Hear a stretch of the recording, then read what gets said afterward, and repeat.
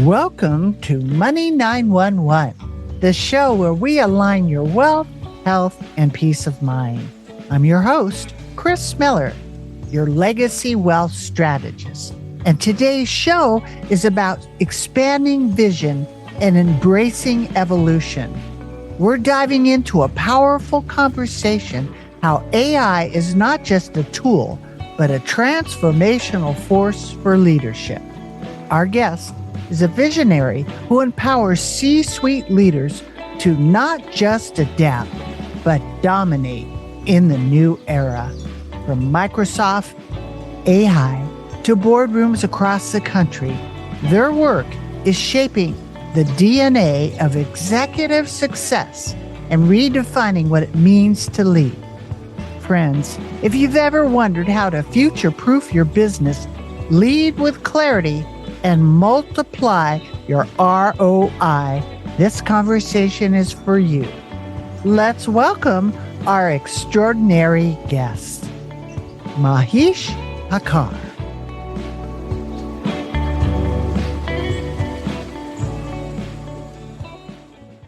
All right, Mahesh, it's such an honor and joy to have you here today.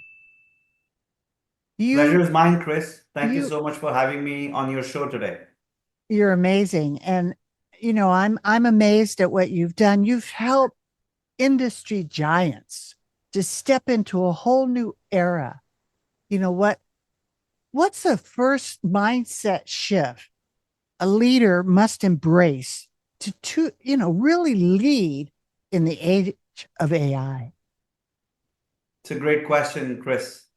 The age of AI is very different from what all of us thought it would be. Even if you go back a couple years ago, we did not assume that this would be the pace of disruption. This would be the pace of change. So when you think about the leaders who are leading the charge today, if they were to be able to innovate, the first and foremost thing to keep in mind is that AI is not a project. It is not a one and done project. It is not a piece of technology whose license can be just bought.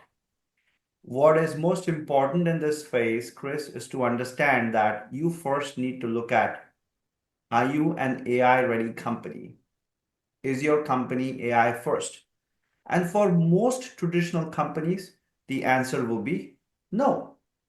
The good news is you can become AI first.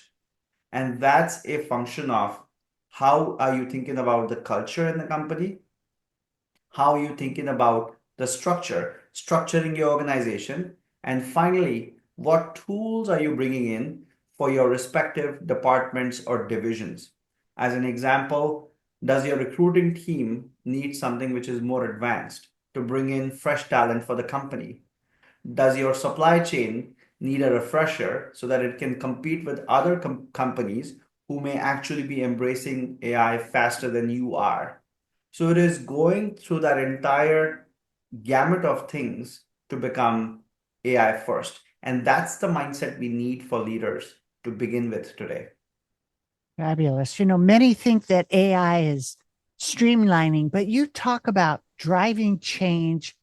Maybe you could share an example where AI becomes a strategic decision maker, not just an assistant. AI definitely can become an enhancer, or it can become a co-pilot, like they start to mention. So when you look at the human workforce today, AI is still optional in many places. Most people would have an instance of Chat GPT or Perplexity or Google Gemini or Microsoft Copilot open, but there's nothing which is in sync with what the corporate or the leadership team wants and what the teams are doing. They're all doing their own things in their own silo. So, what the companies need to first understand is, how are we thinking about a holistic approach in terms of where is it that we have digitized our workforce or a workflow? What data comes from that digitization? And then how do you then use that data to embrace AI? You Hmm. cannot have or implement AI without having data. You cannot have reliable data unless you've gone digital. So it's that holistic way of understanding, looking at, and implementing things. So when it comes to AI as a strategic thought partner, I'll give you an example of John Baldoni. John Baldoni is one of the leading leadership coaches, and he's written over 15 books, and those books have been, published in over 10 languages around the world. So when he wants to think about publishing something of his own in his own style of writing, or bring out things or bring out pearls of wisdom from his own body of work, he's using AI. He's using a platform called influencerkit.ai as an example, which is now enhancing his social media writing skills. And it generates the content so that it looks like it's coming in from John's 15 books. Now, on an everyday basis, John Baldoni is not going to have 45 minutes to think through what he wants to write. Instead, he uses this as a strong co pilot or a thought partner, if you will. I'll emphasize John is still the thought leader. He has AI as his thought partner to give him a perfectly written LinkedIn post that he can then review and go live with. He's done that over and over again to be able to connect with his audience on a regular basis. At some point, he felt so confident about this AI tool of his that he's now made it available for anybody who visits his website, whether they are a current client or not. He's still giving out all of his knowledge for free through this platform. So that's an example that I would like to share with you. Great. Yeah, you also talk about the 100x workforce. And Mhm. you mentioned companies like Midjourney making 20 million per employee. What can a CEO of legacy companies learn and unlearn from this? I think the unlearning comes first, Chris. So it's again, this is where, if you looked at 2021, 2022, you you couldn't have imagined that each employee will be making or contributing to that kind of revenue in a company. Right, All right. So right. this is really you've seen my article on this, that this is really a lean company. This is a super lean company where the employees are, of course, they are smart, but they've been enhanced, is the word. They have been enhanced with AI, and those companies have an AI first mindset. Midjourney, OpenAI, Anthropic, Perplexity. All these companies are companies which were born in the last 5 7 years, and they are truly disrupting. So they are, most people assume those are the only companies which are AI first. So AI first is something which any company can become. Traditional companies can become AI first.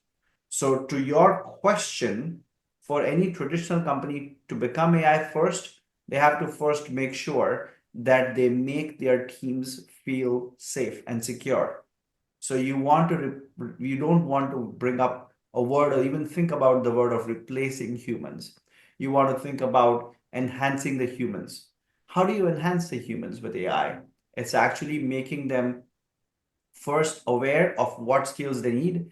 Second, either they learn those skills or AI actually augments their skills to be able to perform their job better, to be able to think and act faster on their jobs. So I'll take an example. So Chris, you are a very solid financial advisor. You have such an exemplary body of work that you've done. So if you had a team of people who are now serving clients, and these clients want deep analysis done, at that point, your team is not going to be taking a week to get back to the client. If they are enhanced or if they are augmented with AI, they're going to come up with answers in perhaps 15 minutes or within the same day, which is going to win the clients over. So when you think about that pace, that is how we want the CEOs to be thinking about AI today. So to become AI first, you have to make sure you are augmenting and leveling up your workforce. You're starting top down, meaning the board and the C-suite needs to bring this in first and bring that across the company. Make sure your recruiting team is not doing their own thing. Make sure the IT team is not doing their own thing. Make sure the supply chain is not completely having a silo. You want to have a unified approach to AI. You want to have a unified approach to implementation.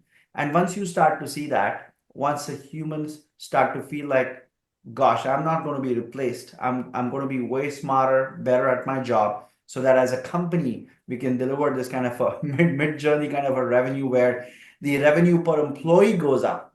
That's the true north. And that's when companies can go from being traditional companies to becoming AI first companies. Right. And there's a lot of fear out there. A lot of people don't really understand and what's going to happen at the singularity and all these different, things that people don't really know what's going to happen.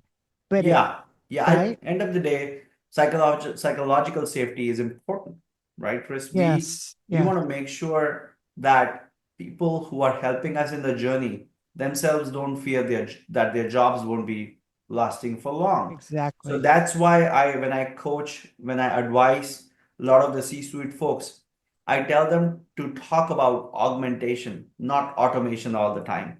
Because automation, yeah, automation is happening, but if you keep talking about automation, you're actually making the very people who are actually helping you in that journey feel unsafe or insecure. Right. That Right. is against what you're trying to do. So Right. you So, want to make sure you're bringing those folks in alignment, being transparent about your vision for 2030, 2035, and then work backwards from there, and reminding them that that journey is not possible without this kind of a workforce, and it's also not possible if this workforce is not enhanced or not augmented. Because if they do not do that within the next 2 to 3 years, guess what? Their competition will do it. right. They'll lose market share. Their costs will be higher than what others are having, and their market share will start to erode. So Right. they have to be ready. They have to embrace. And guess what? It's their own teams which are going to help them in that journey. Right. So it's really leadership reimagined. So it's it. Well, you could tell me how AI really is rewriting the leadership playbook when it comes to hiring and decision making and all of that, right? Chris, that's a billion-dollar question. You know, hiring and decision making in this era are a whole lot different. So, as an example, right now, even when you're looking for talent, the job descriptions look very different from what they were 2, 3, 4 years ago. So, when you are looking into hiring or bringing on board people, you want to look at how coachable or how adaptable are they, because yes, you can look at what skills they have today, but more importantly, as you interview mid to senior folks, you want to make sure they're coachable, they're adaptable, they're able to learn new technologies to help the company go in new directions or pave the new frontier. And for that, you have to have some very good people who understand how the company culture is shifting and how they not need to start looking at those specific attributes in the employees that they're trying to bring into the interview loop, which means everybody from your chief HR officer to the people who are in the interview panel to all the people who are actually making the hiring decisions. They need to be aware of the new culture, the direction, and what they need to be, what the company needs to be looking like 5, 10 years out. I will also add another dimension. In addition to the employees, you also need to start thinking about your customer base. Your core customer and their needs are all about to change, Chris. What they do today may be different from what they do 5 years later. Their pain points may be different, very different within 2 to 5 years. Right. And sometimes, even to understand that customer or that customer base, you need a whole different mindset and you need a whole different talent base. So either you have to level up your employee base or bring in a new division or a new team to look at these things and lead the way, lead that change, lead that transformation. And the other dimension that you talked about is the decision making. The decision making, again, it's going to be on steroids, which Mm. means you just cannot make a decision in silo. Now you have the digitization, you have the data, and now you have the AI ready systems or AI powered systems to look at what the repercussions will be with that kind of a decision. You can model different scenarios and run those and be transparent about how you're thinking. As an example, your CEO and your board can have the head of logistics in the room before deciding or making decisions on shipping or logistics for that company. Or you could have your M&A team in the room, your merger and acquisition team in the room before you decide to make an offer to that company that you want to buy. Because it's not just about price anymore. It's about the price, it's about the culture, it's about the value that your current customer base will get and the customer base for the incoming company that they will receive. You're looking at so many dimensions now. So A, you have a lot more power with AI, and B, the quality of decisions can be significantly improved in this era. And that a lot of that will come together in my book, which is Decisive AI. Decisive AI. That sounds so cool. It's you're talking about legacy, longevity, and someone who empowers visionaries. How do you see AI supporting a long-term impact? So that's kind of what you're talking about, not just the short-term goals where people can actually build in their legacy inside of the whole program, right? Mhm, mhm. So the long-term impact is where you again think about where you are and where you want to be, which is a function of um, your current markets that you're serving. As a CEO or a board of an ambitious company would want to look at either expanding the base that they are serving or wanting to get into other markets or other industries or launching new products. So when you're looking at creating a future, you have the possibility of leveraging the power of AI and the AI enhanced workforce, or as I talked about, the 100x workforce, to achieve what you earlier thought, maybe even 2 years ago, thought was not achievable. However, you have to make sure A, you are first super clear about where is it that you're wanting to go, and then work backwards, which means what kind of culture do I want to have in the company? B, what kind of mindset do we need to demonstrate, starting with the leadership, the board and the C-suite, and then down to every employee? And sometimes, Kris, that means rewriting the whole set of values in the company. Okay. And the third thing is truly understanding their own strengths so far and how AI augmentation can further double down, further help them double down on those strengths or with those strengths. And yes, there is a possibility that they may encounter, a lot of questions along the way. But one thing that you have to get right first, no matter what, is the culture and the mindset. Once you have those in place, then the toolbox, which is AI, can start to support you. It always comes down to that, right? The culture, the mindset. And so here's one for you, the compassion algorithm. So, do you believe that we can teach AI to reflect compassion? And what does ethical, intelligent look like in a world driven by artificial ones? You know what? That question is close to my heart, Kris. Oh, And I'm gonna say having that empathy, having that compassion is a specialty of humans.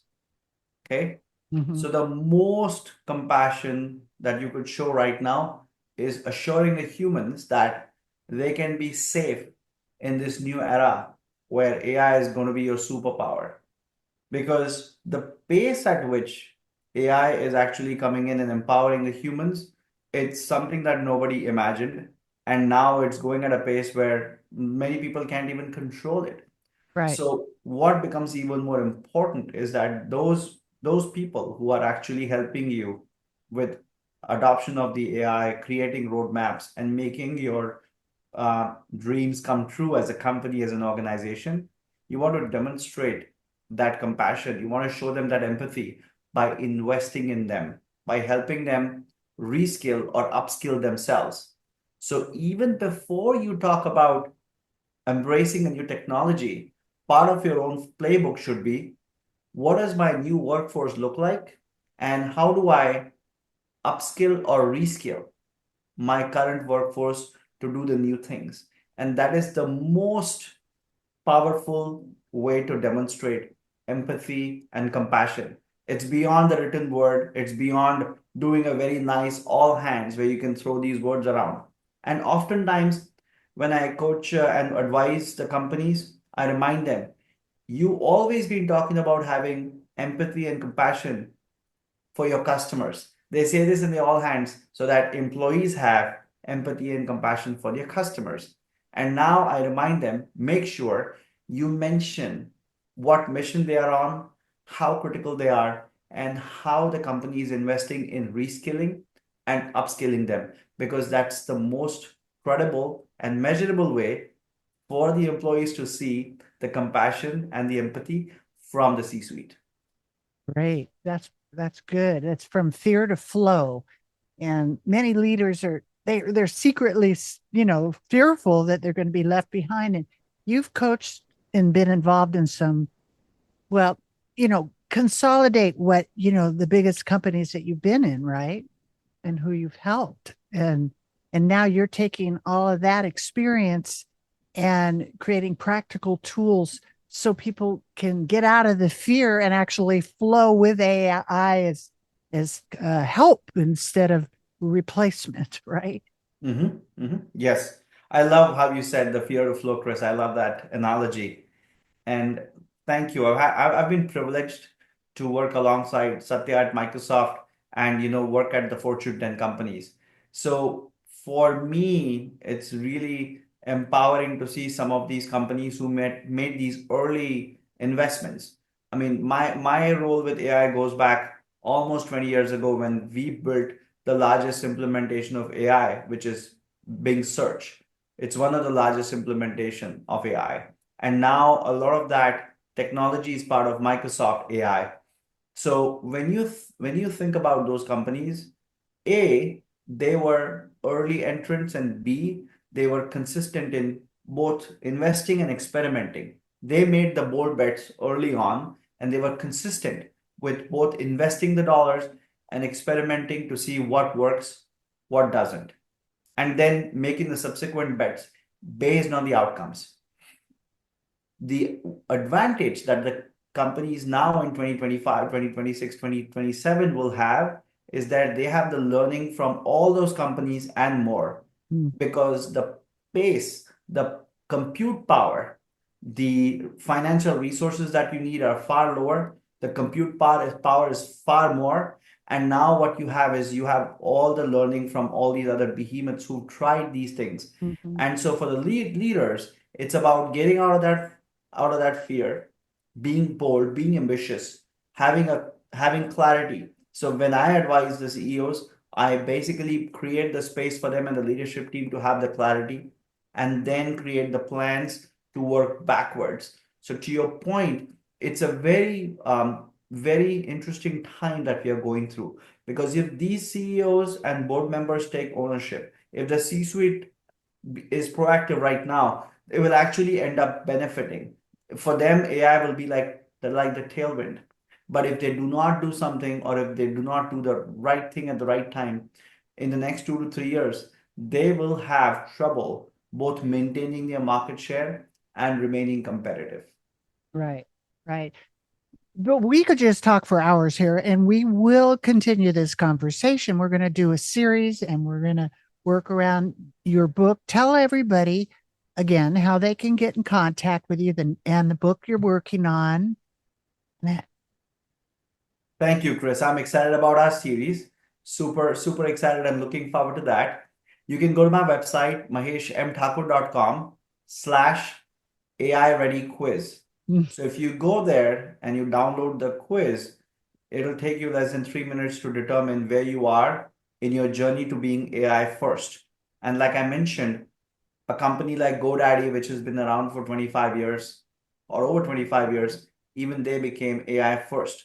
As a VP there, I had a chance to play a role in making the company AI first. So it is not a matter of whether you are you were 3 years old, or your company was born 25 years ago, we can all become AI first. So I invite you to take the quiz and find out where you are, and we'll assign the right scores for you to know where you are in that journey. That's great. Give them the link again.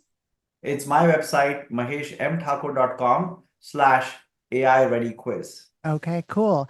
And those of you that listen, look, you have access. Give us some questions. If there's something that you really want to know about, you can go to his website, or you can email me at Kris, Kris, at healthymoneyhappylife.com. And this subscribe, stay tuned, because we shall return with our visionary leader in a new era. Mahesh, it's been a pleasure talking with you. Thank you so much, Kris. It's been a pleasure being on the show with you, and I look forward to the series. Thank you. Thank you.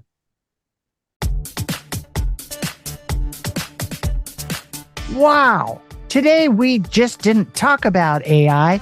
We talked about what it means to be a visionary leader in a new era. If you're listening, I invite you to not just survive the future, create it. As always, remember, your wealth is more than money. It's your mind, your mission, and your message to the world. For more tools to create income you'll never outlive, visit healthymoneyhappylife.com and check out our new program, Create Income You'll Never Outlive. And until next time, live wisely, live wealthy, and live with love.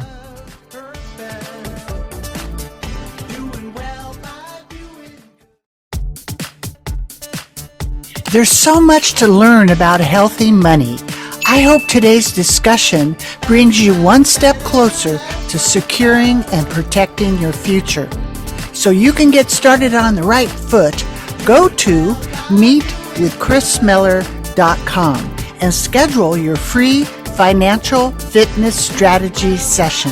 Thank you for listening, and please subscribe to Money 911 so you don't miss our next episode, which includes health, wealth, and peace of mind.